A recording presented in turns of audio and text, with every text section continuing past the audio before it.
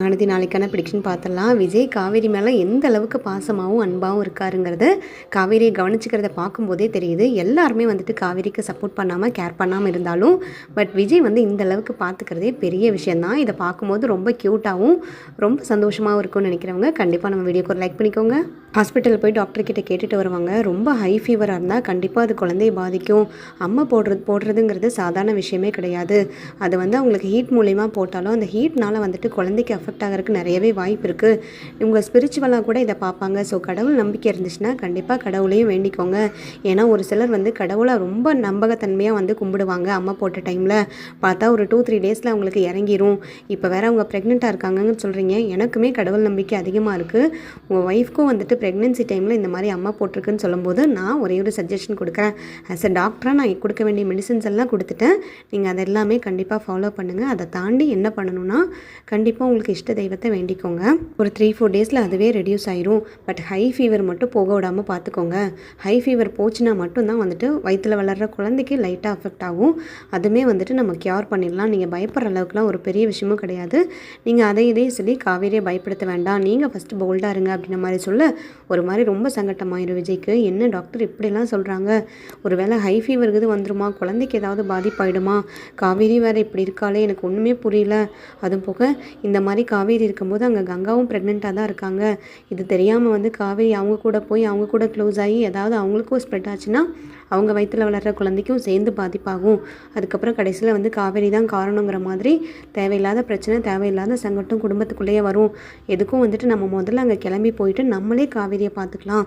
அப்படி எப்படியாவது வந்துட்டு காவேரி ஃபேமிலியில் இருக்கவங்களை வந்து சமாளிக்கிறதுக்கு அவ்வளவே வந்துட்டு சமாளிக்க சொல்லிடலான்னு சொல்லி கிளம்பி போவார் காவேரி வீட்டுக்கு.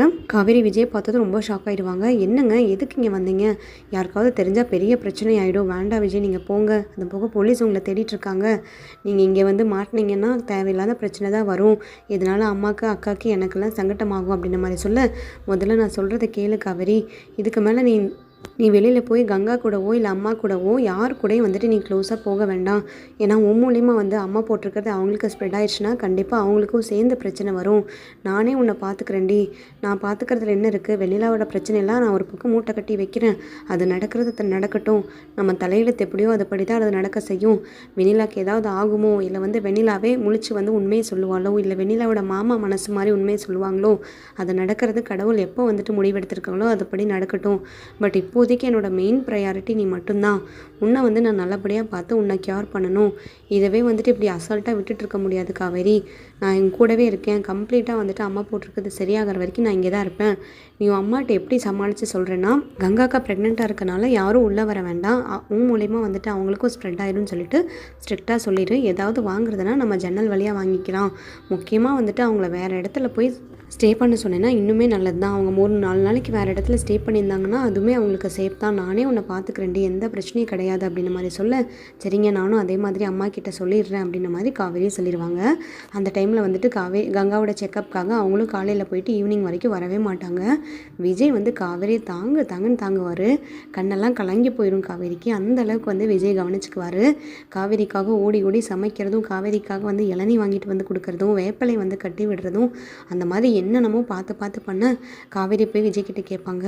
எங்க நீங்கள் ஆரம்பத்துலேருந்தே ரொம்ப வசதியாக வளர்ந்த பையன், கஷ்டத்தோடெல்லாம் வளரவே கிடையாது, உங்களுக்கு இந்த மாதிரி வேலையெல்லாம் செஞ்சும் நான் பார்த்ததும் கிடையாது, உங்களுக்கு எந்த விதமான அனுபவமும் இல்லை, பட் எப்படிங்க நீங்கள் எனக்காக இப்படிலாம் செய்கிறீங்க, இவ்வளோலாம் நீங்கள் செய்வீங்களான்னு கூட எனக்கு இப்போ தான் தெரியும், எப்படி விஜய் இதெல்லாம் அப்படின்ற மாதிரி சொல்ல, என்னடி லூசு மாதிரி பேசிகிட்ருக்கேன், நான் வசதியாக வாழ்ந்தேங்கிறதுக்காக பொண்டாட்டிக்கு கேர் பண்ணாமல் இருக்க முடியுமா, பொண்டாட்டிக்கு தேவையானதெல்லாம் பண்ணாமல் இருக்க முடியுமா, எனக்கு நீ தான் காவேரி எல்லாமே, நீயும் பாப்பாவும் தான் எனக்கு உலகமே நான் வாழ்ந்துட்டுருக்கேன், நீ நல்லபடியாக சேஃபாக வந்துட்டு நம்ம குழந்தைய நீயும் இருக்கணும், இந்த மாதிரி டைமில் கூட நான் இதெல்லாம் பண்ணலன்னா எப்படி காவேரி, உன் மேலே வச்சுருக்க பாசத்துக்கும் அன்புக்கும் இதெல்லாமா நீ சொல்லுவேன், இதெல்லாம் நான் எனக்கு செய்ய பழக்கமே இல்லைனாலும் நான் செய்ய வேண்டியது என்னோடய கடமை பொறுப்புடி, அஸ் அ ஹஸ்பண்டாக இதெல்லாம் நான் பண்ணி தானே ஆகணும், எப்பேற்பட்ட வசதியாக இருந்தாலும் தான் ஒய்ஃப் மேலே அக்கறையும் கேரும் இருக்கவங்க கண்டிப்பாக பண்ணுவாங்க அப்படின்ற மாதிரி சொல்ல, காவேரிக்கு அவ்வளோ சந்தோஷமாக இருக்கும்.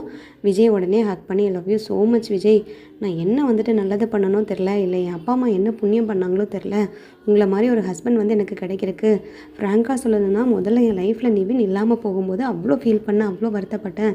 பட் உங்களை மாதிரி ஒருத்தர் ஹஸ்பண்டாக கிடைக்கிறக்கும், உங்களை மாதிரி ஒருத்தர்கிட்ட வந்துட்டு நான் வாழ்கிறதுக்கும், இந்த ஒரு லைஃப் கிடைக்கிறதுக்கும் தான் கடவுள் அந்த மாதிரி பண்ணியிருக்காருன்னு எனக்கு இப்போ தோணுது. உங்களுக்கும் அதே மாதிரி தான் பாஸ்ட் லைஃப்பில் வந்து வெண்ணிலா கூட சேர முடியாமல் போச்சு. என் கூட நீங்கள் சேரணுங்கிறதுக்காக தான் கடவுள் எல்லாமே முடிச்சு போட்ட மாதிரி எனக்கு தோணுது. உங்களை எனக்கு அவ்வளோ பிடிச்சிருக்கு தெரியுமா, I love you so much Vijay அப்படின்ன மாதிரி சொல்ல உடனே விஜயும் ஹக் பண்ணி ஃபோர்ஹெட்டில் வந்து கிஸ் பண்ணுவாங்க. உடனே வயிற்றுக்கிட்ட போயிட்டு, அம்மா நம்ம பாப்பாவோட சவுண்டு கேட்குதா என்ன? ஆல்ரெடி வந்து நான் கேள்விப்பட்டேன், மூமெண்ட்டெல்லாம் தெரியும், நீ படுத்திருக்கும் போது ஒன் சைடாக படுக்கும்போதெல்லாம் மூமெண்ட் தெரியும்னு நான் கேள்விப்பட்டேன்.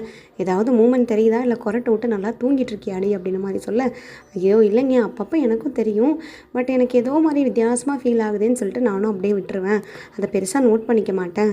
சரி இனிமேல் வந்துட்டு ஏதாவது லைட்டாக மூமெண்ட் டிஃப்ரென்ஸ் தெரிஞ்சுனாலும் உங்களை எழுப்புறேன் அப்படின்ன மாதிரி சொல்ல, அடிப்பாவி இதுக்காக நான் முழிச்சிட்டே உட்காந்துருப்பேன், எப்போ தான் நான் இந்த மூமெண்ட்டெல்லாம் பார்ப்பேன், எப்போ தான் வந்துட்டு அந்த வயிற்றுக்குள்ளெல்லாம் சிம்பிள் மாதிரி வெளியில் தெரியும் தெரியுமா, பாப்பாவோட கை காலெல்லாம் வந்து அமுத்துறது வெளியில் வயிற்று வழியாக தெரியும், அந்த மாதிரிலாம் நானும் பார்க்கணுன்னு ஆசையாக இருக்குது காவேரி அப்படின்ன மாதிரி சொல்ல, உடனே காவேரிக்கிட்ட விஜய் கேட்பாங்க, உனக்கு ஏதாவது ப்ரெக்னென்சி டைமில் இப்படி பண்ணணும் அப்படி பண்ணணும், இல்லை வந்து ஏதாவது விருப்பப்பட்ட உணவை வந்து சாப்பிட்ணும், இந்த பொருளை வந்துட்டு நான் வாங்கியே ஆகணும், இல்லை ஏதாவதுக்கு இடத்துக்கு போகணுன்ற மாதிரி ஏதாவது ஒரு ட்ரீமோ லைக்ஸோ இருக்கா காவேரி, அந்த மாதிரி ஏதாவது பிளான் பண்ணியிருந்தேன்னா தயவுசெய்து என்கிட்ட சொல்லு அப்படின்ன மாதிரி சொல்ல, உடனே வந்து காவேரி சிரிப்பாங்க.